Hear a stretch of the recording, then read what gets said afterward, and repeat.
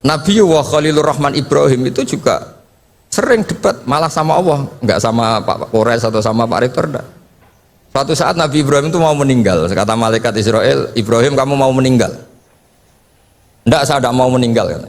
Kenapa? Karena saya gelarnya Khalilur Rahman, kekasih Allah. Hubungannya apa?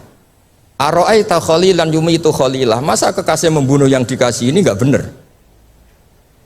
Malaikat kan nggak biasa debat, naik Israel tanya, ya Allah ini logikanya gini, ini gimana ini? Nggak pernah kuliah malaikat, nggak bisa debat malaikat. Allah itu enak saja jawabnya, bilang ke Ibrahim, wahal ra'aita habiban yakrahu ayalqa habibah. Masa katanya kekasih Allah ketemu kekasihnya ada siap? Oh iya mati gak apa-apa, mati gak apa-apa. Jadi kalau kamu takut mati itu belum kesayangan Allah. Kok takut semua toh? Padahal tidak kaya juga, tidak makmur juga, tapi takut mati. Bismillahirrahmanirrahim. Tabarakalladzi nazzala al-furqana ala 'abdihi liyakuna lil 'alamina nadhira. Allahumma shalli wa sallim wa barik ala nabiyir rahmah sayyidina maulana Muhammadin wa ala alihi washabihi ajmain. Amma ba'du. Yang sangat kita hormati bersama Profesor Dr. Quraish Shihab, semua yang di sini, Pak Rektor, Dekan, semua yang saya hormati juga hadirin. Niki langsung saja, saya tadi sudah deal-dealan sama Pak Quraish untuk jadi provokator. Provokator keilmuan. Kenapa tadi ini sarjana arsitek tapi ngomong tata bahasa meneladan, tidak tahu saya. Begini ya. Saya akan bikin mukadimah nanti yang menyempurnakan Pak Quraish. Jadi ilmu tafsir itu dimulai dari satu dialog umum. Dialog umum itu bisa perwakilan atau ungkapan atau apa saja. Misalnya begini, ketika ada orang baik itu Allah berjanji wa allawistaqamu alat tariqah la asqainahum ma'an ghadaqah. Kalau mereka benar, perilakunya benar, saya kasih air yang segar. Tentu kalau kita tahu orang berkecukupan air itu tidak cukup segalanya. Tentu kita butuh makan, butuh macam-macam. Tapi Allah hanya menyebut ma'an ghadaqah. Semua mufassir sepakat kata ma'an ghadaqah ini ibaratun an raghadil ais. Bahwa ini adalah maksudnya adalah hidup yang nyaman, bukan sekedar berkebutuhan apa? Air. Begitu juga beberapa ayat yang warka'u ma'ar raki'in wasjud itu bukan sekedar sholat itu bentuknya ruku atau sujud, tapi sholat yang sempurna, yaitu dimulai dengan takbir, diakhiri dengan apa? Salam. Dan itu akhirnya butuh teladan, yaitu Rasulullah SAW. Kemudian di balik teladan itu ada ilmu diroya. Saya termasuk orang yang baca banyak tentang diroya karena korban bulian. Jadi ulama ya saling membuli, saling mengerjain itu. Jadi suatu saat Nabi Musa itu tanya sama Allah, nggak terima. Memang Nabi Musa ini Nabi paling usil. Untung kita nggak jadi umatnya, kalau jadi umatnya ikut usil. Makanya kalau yang usil itu umatnya Nabi Musa, itu bukan Nabi Muhammad. Nabi Musa itu tanya sama Allah, ya Allah kenapa engkau menjelaskan tentang engkau ada kata-kata la ta'khudhuhu sinatu wala naum, bahwa Allah itu Tuhan yang tidak terkena kantuk. Sinah itu kantuk, wala naum, dan tidak terkena tidur. Allah tidak jawab, tapi Nabi Musa disuruh megang kaca tipis itu. Pegang, Musa ini jaga. Ya Gusti, jaga, ternyata teriyut ngantuk gitu Pak Fathul Wahid. Langsung pecah. Kamu jaga gitu ngantuk langsung pecah. Bayangkan saya yang jadi Tuhan, kalau ngantuk sedikit saja alam bisa rusak semua. Terus baru tahu dia, oh penting penjelasan sinatun, tidak ngantuk itu. Kalau rektor kadang-kadang ngantuk boleh Pak Fathul Wahid, nggak apa-apa ya. Karena tidak Tuhan, nggak apa-apa. Ngantuk ya nggak apa-apa, salah ya nggak apa-apa, marah ya nggak apa-apa, karena bawahnya tidak berani negur. Yang nggak boleh salah itu anak buah. Saya ini kata pejabat UI itu Dewan Pembina, jadi memang berhak jelas Pak Rektor dalam struktur. Itu kalau pakai struktur UI, kalau pakai struktur ulama lebih boleh lagi. Jadi diroyah itu penting, karena dengan diroyah itu yang disebut Quran datar, itu kemudian punya makna yang luar biasa. Tapi kalau kita tidak punya diroyah, maka kesannya Quran itu nyuwun sewu itu datar. Itu masalah besar bagi kita sebagai peneliti Quran. Makanya kadang-kadang itu butuh, tadi saya bilang sedikit provokatif. Karena diskusinya ulama itu juga dimulai dari provokasi. Saya dikit cerita perdebatan ulama yang ekstrim. Mu'tazilah itu berpendapat Allah itu hanya menghendaki kebaikan. Karena Allah itu melarang keburukan. Kalau Allah menghendaki keburukan ini paradok. Bagaimana mungkin melarang tapi menghendaki? Jadi Mu'tazilah bingung kalau ngartikan ayat fayudillahu mayasa wa yahdi mayasa. Terus kata Imam Sanusi itu pengarang kitab Umul Barohin. Berdebat begini, kalimatnya begini. Idzan waqa'a fi mulkihi ma la yuridu. Kalau kejelekan itu Allah tidak menghendaki, maka banyak di alam raya ini kejadian yang Allah tidak tahu. Jadi kalau Allah dilapuri, ya Allah di dunia banyak maksiat, waduh itu di luar kekuasaan saya, itu kan masalah ya. Nah, kadang-kadang jawaban provokatif gini itu bisa menghentikan lawan debat.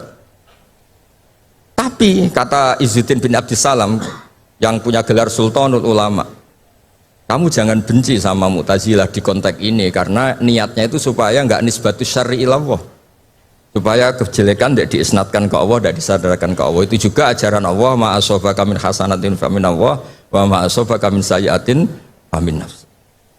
Tapi ahli sunnah tetap saja berpikir khairihi wa syarrihi min Allah. Nah, tapi nggak boleh ditanyakan ya. Kalau kamu tanya ini tak cap jadi umatnya Nabi Musa, nggak boleh tanya bab qada qadar. Karena panduannya Rasulullah SAW ngendikane idza dzukiral qadar fa'amsiku. Kalau sudah diskusi qada qadar kamu harus diam. Yang bicara kriminal, pidana. Tapi saya memberi contoh betapa perdebatan dirayah itu penting. Nabi wa Khalilur Rahman Ibrahim itu juga sering debat malah sama Allah, enggak sama Pak Kores atau sama Pak Rektor. Suatu saat Nabi Ibrahim itu mau meninggal, kata malaikat Israel, Ibrahim kamu mau meninggal? Enggak, saya tidak mau meninggal. Kenapa? Karena saya gelarnya Khalilur Rahman, kekasih Allah. Hubungannya apa? Aro'aita khalilan yumitu khalilah, masa kekasih membunuh yang dikasih ini enggak benar? Malaikat kan enggak biasa debat, naik Israel, tanya, ya Allah ini logikanya gini, ini gimana ini? Nggak pernah kuliah malaikat, nggak bisa debat malaikat. Allah itu enak saja jawabnya, bilang ke Ibrahim, wahal ra'aita habiban yakrahu ajal ko habibah. Masa katanya kekasih Allah ketemu kekasihnya ada siap? Oh iya mati nggak apa-apa, mati nggak apa-apa. Jadi kalau kamu takut mati itu belum kesayangan Allah. Kok takut semua toh? Padahal tidak kaya juga, tidak makmur juga, tapi takut mati. Nah, itu juga ada dialog. Sehingga ilmu ini menjadi hebat itu karena banyaknya dialog. Yang terakhir saya ini Sohibul Bait, jadi nanti Pak Kures yang ngertikan. Ya, saya hanya merovokasi supaya nanti Pak Kures pakai ilmu yang kelas A, bukan kelas muhibban kata Pak Rektor tadi. Itu ya provokatif tuh. Muhibbin itu sudah luar biasa. Kalau mustame malah turu terus ngantuk itu kalau di Indonesia. Muhibbin itu sudah luar biasa. Ada sekian debat-debat yang misalnya begini di tafsir Tobari. Kita sebagai penekun fikih, saya ini sedang hormati jenengan, bu penekun bondak pokoknya kita ini penekun fikih. Itu yang namanya qasar sholat itu ya sholat rubaiyah dikosor menjadi sunaiyah, duhur menjadi 2, asar menjadi 2. Ya jangan ngosor maghrib jadi 1,5. Juga ngosor subuh menjadi apa? 1. Yang boleh dikosor itu yang sholat apa? Rubaiyah yang jumlahnya 4. Ini kalau nggak diajari ini bahaya, ini sudah pakai nama Islam terus ngosor sholat maghrib bisa repot. Tapi Imam Tobari ngendikan, apapun hebatnya mufassir itu dia terjebak oleh mindset fikihnya, karena dia fikih ya qasar itu qasrus sholat itu ya 4 menjadi 2. Tapi kata Imam Tobari dalam tafsirnya ini umut tafasir, nanti Pak Kures bisa menjelaskan. Nggak ada tafsir kecuali nginduk kitab namanya tafsir Tobari, umut tafasir. Itu digelari lam yu'allaf fil Islam misluh, nggak ada karangan sehebat tafsir Tobari kecuali Al-Misbah. Tenang mawon tenang mawon, ini Mbak Caca gak terima, saya ini kan Mbak Naswa gak terima itu ngelihat saya sama banyak terus ya kecuali nggak apa-apa, sudah ini tamu harus dihormati, sudah kecuali saya rileks saja. Falaisa alaikum junahun an taqsuru minas shalah in khiftum ayyaftinakumul ladina. Itu kata Imam Tobari, qasrus salat menjadikan sholat 4 menjadi 2 itu ya bagian dari qasrus sholat, tapi qasrus sholat itu bisa yang pernah wajib menjadi tidak wajib. Misalnya sholat itu wajib menghadap ke kiblat, gara-gara kondisi darurat tidak wajib menghadap apa? Kiblat. Sholat normalnya nggak boleh gerak di atas 3 kali, tapi gara-gara kondisi darurat boleh gerak di atas 3 kali. Itu juga qasrus sholat, menjadikan yang wajib menjadi tidak wajib, yang pantangan menjadi boleh.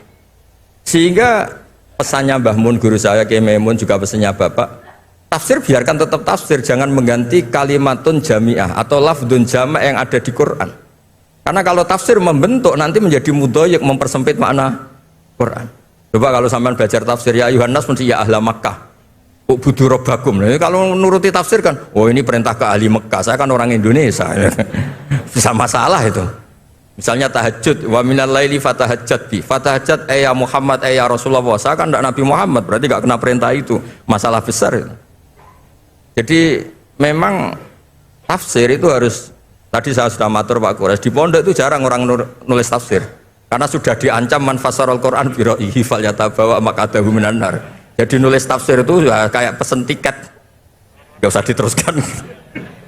Nah yang masalah itu biroihi, kebetulan Pak Quraisy baca banyak, saya juga baca banyak. Pak Fatul Wahid karena ingin naik kelas ya baca banyak, nanti setelah nggak rektor ngiyai lagi Pak Wahid ini.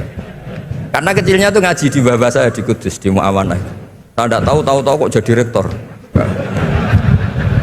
Nggak tahu, makanya dia tadi dalil-dalil kayak wong pinter gitu kan. Karena saya juga heran, masa di depan Pak Quraisy, di depan saya tetap dalil itu luar biasa. Hebat itu, hebat. Luar biasa itu. Pokoknya hebat. Anda harus bangga punya rektor seperti ini, harus bangga. Ya gitu saja. Wassalamualaikum warahmatullahi wabarakatuh.